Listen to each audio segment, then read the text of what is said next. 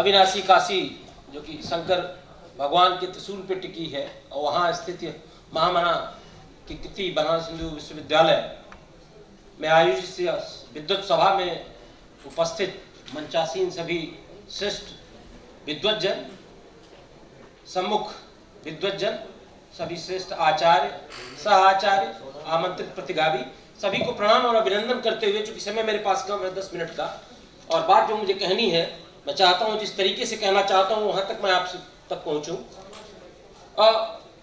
धर्मशास्त्र और modern law का ये पर्टिकुलर सेशन चल रहा है। अंतर्राष्ट्रीय विधि एक वो विधि है जिसके माध्यम से ये बेस्ट केस स्टडी हम समझ सकते हैं कि धर्मशास्त्रों में हमारे वेद, वेदांत, स्मृतियां सारी चीजें थी।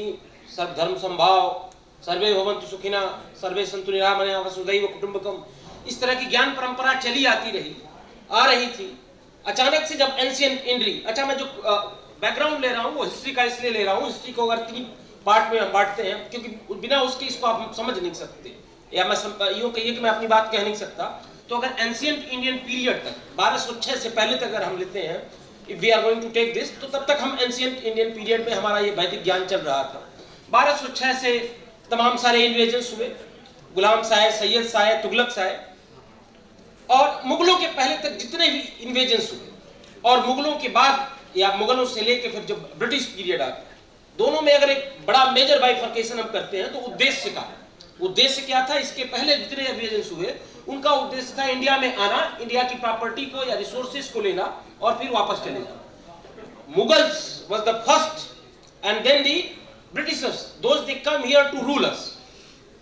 तो अगर हम देखेंगे तो हमारे इंस्टीट्यूशंस पे मैं बात ये कहना चाह रहा हूं कि क्यों अगर हम बात करते हैं अंतरराष्ट्रीय, we are talking to the sources of international law, तो इंटरनेशनल कोर्ट ऑफ जस्टिस का जो इंस्टीट्यूट है वहीं से बात शुरू होती है कि सोर्सेज ऑफ इंटरनेशनल लॉ वहीं दिए हुए, और वहां एक बात कही जाए है, principles recognised by civilised nation is one of the source of law.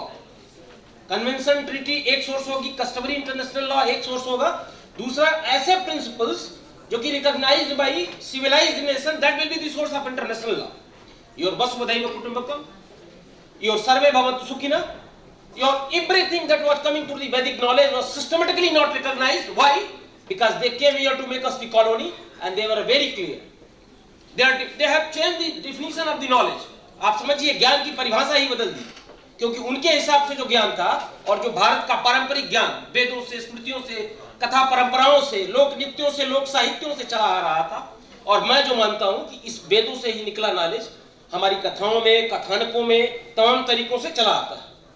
इन सारी ज्ञान परंपरा को यह कह के कि this is not systematically arrange. ज्ञान नॉलेज की क्या परिभाषा दी कि knowledge is something that is systematically arrange, that is something documentized. जबकि इंडियन नॉलेज जो चला आ रहा था वो स्मृतियों और श्रुतियों के माध्यम से एक जनरेशन से दूसरी जनरेशन में कहा जाता था, सुना जाता था, तो वाज नॉट डॉक्यूमेंटाइज्ड। तो उन्होंने कहा पहले नॉलेज की definition, because we have to rule to the India, we have to make our great colony to the India, तो इनके नॉलेज सिस्टम को आपको अटैक करना पड़ेगा।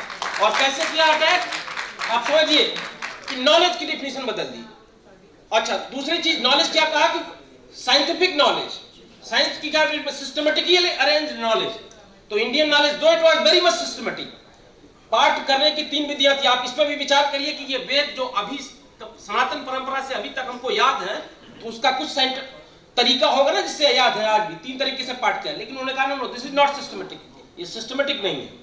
समय मेरे पास कम है, उन्होंने कहा जो डॉक्यूमेंटाइज नहीं है वो सिस्टमेटिक नहीं है, तो कहा ये नॉलेज नहीं। अच्छा, सेकंड थिंग उन्होंने कहा कि India is the country of not civilised. एक विश्व के और देशों ने पूछा why you are going to make India as a country, तो यही कॉलोनियलिज्म का जस्टिफिकेशन दिया गया कि India is not a civilised country. मैं बात उस पर नहीं जाऊंगा, उस पर इतिहास के विधिवेत्ता लोग विमर्श करेंगे। मेरा विमर्श ये है, तो जो एक सोर्स था, रिकॉग्नाइज्ड सोर्स था वेस्टर्न फिलॉसफी में कि principles recognised by civilised nation, तो उन्होंने कहा कि Indian knowledge is not a civilised knowledge, क्योंकि वो हमारी जो ज्ञान की डिफिनेशन है that is not fit into that. That is why we are not going to recognise any of the Vedic principles, any of the Vedic rituals और any of, so that was one reason which I could understand. There are so many scholars, great scholars, they will be better person on enlightenment, so that is what the one thing. कि why they have not recognised deliberately and even still so far. तो एक गलती तो उस समय हुई Britishers से। अच्छा, वो चूंकि अपने सिस्टमेटिक तरीके से आए थे उसके लिए, तो उनको तो वो करना ही था। एक बात, कुछ गलतियां हमसे भी हुई। अभी झा सर कह रहे थे कि 1947 तक जो हुआ वो उनके द्वारा, सर मैं पूरी तरह से इससे सहमत हूं। 47 में भी कुछ हमें भी करना था। जो काम आज इस विद्वत सभा के माध्यम से 2014 के बाद शुरू हुआ, और खास रूप से आज जो इस वैदिक विधि केंद्र में वैदिक ज्यूरिस्प्रूडेंस की मॉडर्न रिलेवेंसी क्या हो सकती है, जिसपे हम चर्चा कर रहे हैं, ये काम 47 से ही शुरू होना था। 47 से ही आप बनारस हिंदू यूनिवर्सिटी में बैठे हुए हैं। मैं समय कम, मैं 2-3 बातें कहूंगा। न तो हम कामये राज्यम न स्वर्गम न पुनर्भवम कामये दुक्ताप्ता नाम प्राणी नामार्तिनाशनम। मुझे राज्य की कामना नहीं, मुझे किसी क्षेत्र विशेष की कामना नहीं है, प्राणी मात्र का मैं दुख हर सकूं, ये मेरी कामना है। ये था हमारा वैश्विक दर्शन। क्या आप उठा के देख लीजिए, जब हम वर्ल्ड पीस और यूनिवर्सल पीस की बात करते हैं, इससे बेटर कुछ होता है। हमारा विकास मॉडल ही ऐसा था जो मानव केंद्रित विकास मॉडल नहीं था। हर चीज को हमने मानव के, मैं जो कहना चाह रहा हूं कि जो वेस्टर्न इंटरनेशनल स्कॉलरिज्म था, उसमें मनुष्य केंद्रित सारे रिसोर्सेज को ध्यान दिया गया था, जबकि हमारे यहाँ प्रकृति, नदियां, एवरीथिंग, प्राणी नामार्ति नाशनम तक की बात हुई थी। इसके अलावा आपको देखे, मैं बस 2 मिनट आऊंगा बस मानस पे। मानस एक ऐसा ग्रंथ है, तुलसी कृत यहीं काशी में लिखा गया। बहुत सारी चीजें हैं जो हम निकाल सकते हैं, जो आज मॉडर्न रिलेवेंसी है, आज के आधुनिक। एक छोटा सा बस प्रसंग दे दूंगा कि जो आज इंडियन लॉ ऑफ डिप्लोमेसी है। सर मेरा अभी 10 मिनट सर बस बचा हुआ, 10 मिनट समय दिया गया था, बस 8 मिनट। मैं बस इतनी बात कहूंगा, इंडियन जो डिप्लोमेसी की बात हम करते हैं, अभी प्रोटोकॉल्स है कि हम डिप्लोमेट्स को, Vienna convention on diplomatic relations है हमारे पास। जब हनुमान जी रावण के दरबार में जाते हैं तो हनुमान रावण संवाद होता है, बड़ा तार्किक संवाद है। कल जैसा आपने कहा कि कृष्ण भगवान ने जब माखन खाया, तो उसकी बात मैं आपको बताता हूं। रावण ने पहला प्रश्न किया कि तुमने लंका अशोक वाटिका क्यों जारी? उन्होंने कहा मैं बंदर हूं, मेरा स्वभाव है तहस नहस करना, उलटी पलटी लंका सब जारी। खैर एक बात। दूसरी बात कि तुमने कहा कि तुमने मेरे पुत्र को क्यों मारा? उन्होंने कहा राइट टू सेल्फ डिफेंस।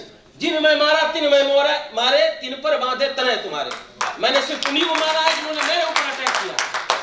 फिर उसके बाद उन्होंने तीसरी बात पूछने की कि जो है, खैर मैं उस पे नहीं जाऊंगा। बात ये है, डिसाइड ये हुआ कि हनुमान जी को मृत्युदंड दिया जाए रावण के दरबार में। डिसाइड हो चुका था, रावण इसको एग्जीक्यूट करने जा रहा था। उसी समय विभीषण जो कि एक मंत्री हैं उपस्थित होते हैं, और जिनकी सहमति जरूरी है दंड को एग्जीक्यूट करने से पहले। वो क्या कहते हैं, नीति विरुद्ध न मारे हिंदुता। आप उठा के देखिए universal declaration on Vienna convention 1991 में, जो बात पाश्चात्य दर्शन 1991 में आके कह रहा है कि हमें डिप्लोमेटिक एजेंट्स को इम्यूनिटी देनी है, वो बात हमारे यहाँ तब भी थी। नीति विरुद्ध न मारे हिंदुता, ये नीति के विरुद्ध है।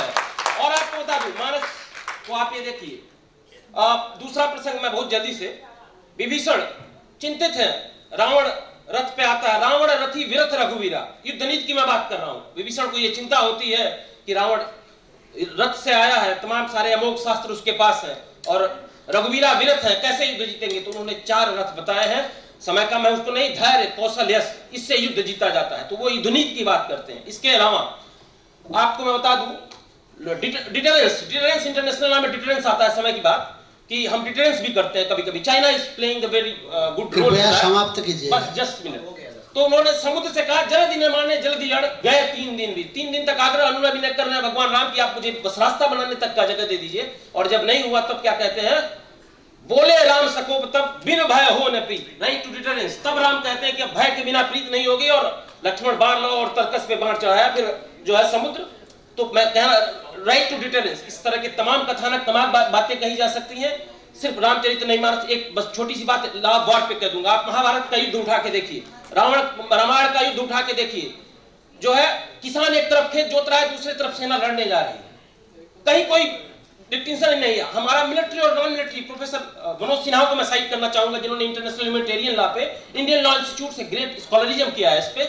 हमारे यहाँ धर्म युद्ध और अधर्म युद्ध 2 होते थे। मिलिट्री टारगेट, जब हम इंटरनेशनल ह्यूमैनिटेरियन लॉ पढ़ते हैं तो military target, non military target पहले भी आइडेंटिफाइड था। और इसके अलावा सूर्योदय और सूर्यास्त के बीच तक ही युद्ध होते थे। युद्ध में मंदिरों पे अटैक नहीं होता था। ये सारी बातें थी। समय चूंकि कम है और समय की सीमा है, बहुत सारी बातें हैं। बस द पॉइंट इज कि आई कांग्रेचुलेट द ऑर्गेनाइजर, सभी जो आयोजक हैं, मयंक जी, अनूप जी, उपेंद्र त्रिपाठी जी, इनके इसमें ये जो काम आज शुरू हुआ है या इसके पहले जब से वैदिक विज्ञान केंद्र है, मैंने कहा है ये उस गलती को सुधारने का जो 47 से हम करते आ रहे हैं। और हम सारे आचार्यों प्राचार्यों का यह है कि जब भी कोई लॉ हम पढ़ाएं, मैं कॉन्ट्रैक्ट में भी बता सकता हूं आपको वैदिक जूरिस्प्रूडेंस कैसे रेलिवेंट है, क्योंकि ब्रिटिशर्स ने लॉजिकली कॉन्ट्रैक्ट 1872 में क्यों बनाया, क्योंकि उनका एक पर्पस था। हमारे यहाँ तो थी रघुकुल रीत सदा चली आई, प्राण जाए पर वचन न जाए, हम कॉन्ट्रैक्ट नहीं करते। तो इन्हीं शब्दों के साथ मैं आप सभी को धन्यवाद देता हूँ। जय हिंद, जय भारत।